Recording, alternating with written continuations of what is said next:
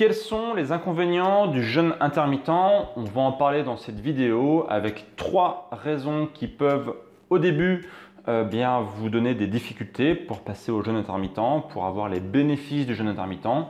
Comme toute chose, le démarrage n'est pas forcément souvent facile et on va en parler en détail tout de suite.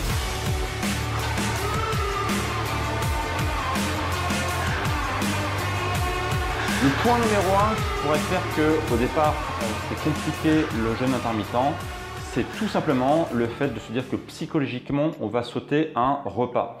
Et ça c'est pas simple, on est socialement, psychologiquement, humainement habitué depuis qu'on est tout petit à manger, donc petit déjeuner, repas du midi, repas du soir.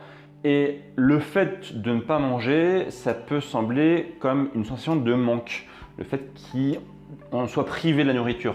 Et en fait, non, la privation, c'est pas ça. En fait, ici, on va juste sauter un repas volontairement, comme vous le faites parfois parce que vous êtes pressé, même lorsque vous êtes malade. Par exemple, lorsque vous êtes malade, vous êtes d'accord qu'on n'a pas forcément envie de manger des grandes quantités de nourriture.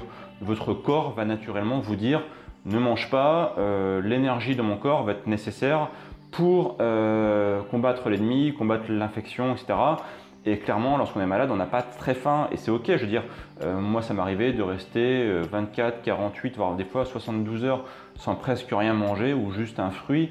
Et on n'est pas mort en fait, hein. Ça arrive à tout le monde, je pense, de jeûner dans sa vie et c'est ok.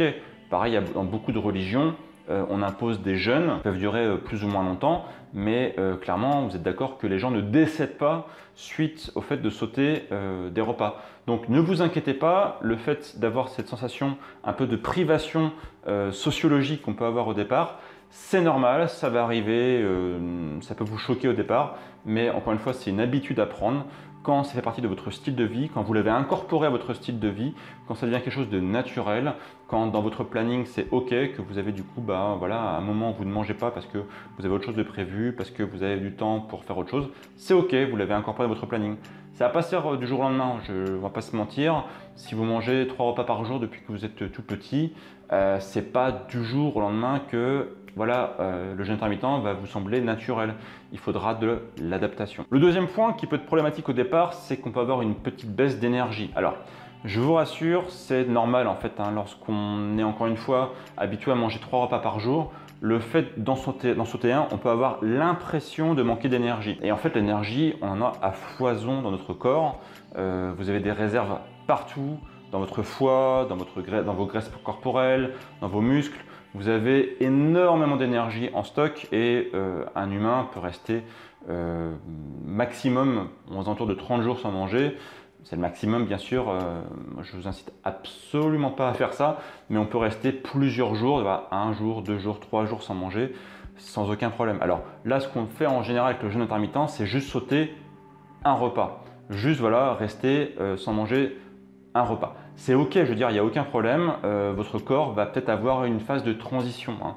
Comme beaucoup de choses, quand on change d'alimentation, il y a une phase de transition qui doit se passer et votre corps du coup doit s'habituer à aller puiser dans ses réserves, à ne pas avoir la faim qui arrive. Et c'est ok.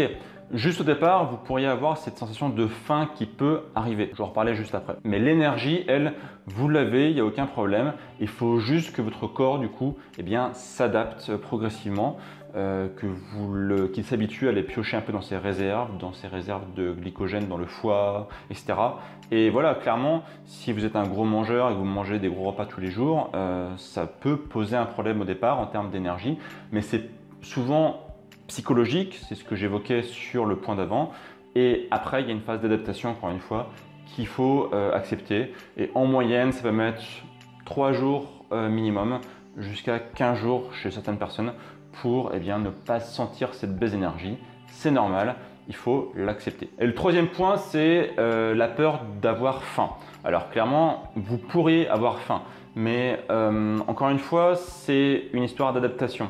Et notamment ici, il y a une hormone qui est importante qui s'appelle la gréline, qui est une hormone qui est sécrétée voilà, lorsqu'on mange notamment, et qui entretient un cercle assez vicieux. C'est que pour faire simple, plus on mange, plus on a envie de manger.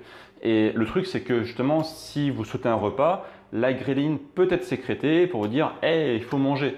Et en fait, c'est faux, hein, c'est juste un signal qui est envoyé par votre corps, mais ce signal en fait n'est pas forcément pertinent. Encore une fois, vous pouvez ignorer ce signal d'alarme ponctuel et vous allez voir que la faim va passer relativement vite après. Donc là aussi, il faut une période d'adaptation qui, comme je l'évoquais sur le point d'avant, peut prendre entre 3 et 15 jours, ça va dépendre des personnes. Difficulté de transition sociologique, peur de manquer d'énergie, peur d'avoir faim, c'est les 3 peurs principales qu'on peut avoir lorsqu'on passe au jeûne intermittent. Encore une fois, tout va se passer progressivement. N'importe quelle transition demande une période d'adaptation que votre corps va accepter au fur et à mesure. N'ayez pas peur, ça va bien se passer. Et je vous encourage du coup à tester si vous n'avez pas encore fait. Question du jour, est-ce que vous avez eu des difficultés à passer au jeûne intermittent? Dites-moi ça en commentaire, comment ça s'est passé, le démarrage, comment vous avez résolu le problème. Dites-moi tout ça en commentaire, ça m'intéresse. Si vous souhaitez en savoir plus sur le jeûne intermittent, je vous mets une vidéo ici qui peut vous intéresser. Et pensez à vous abonner à la chaîne YouTube de BeMove aussi. Je vais publier de plus en plus de vidéos sur cette chaîne. N'hésitez pas à vous abonner si ce n'est pas encore fait. Et moi, je vous dis à bientôt pour de prochaines vidéos. Et d'ici là, bien sûr, prenez soin de vous. Ciao!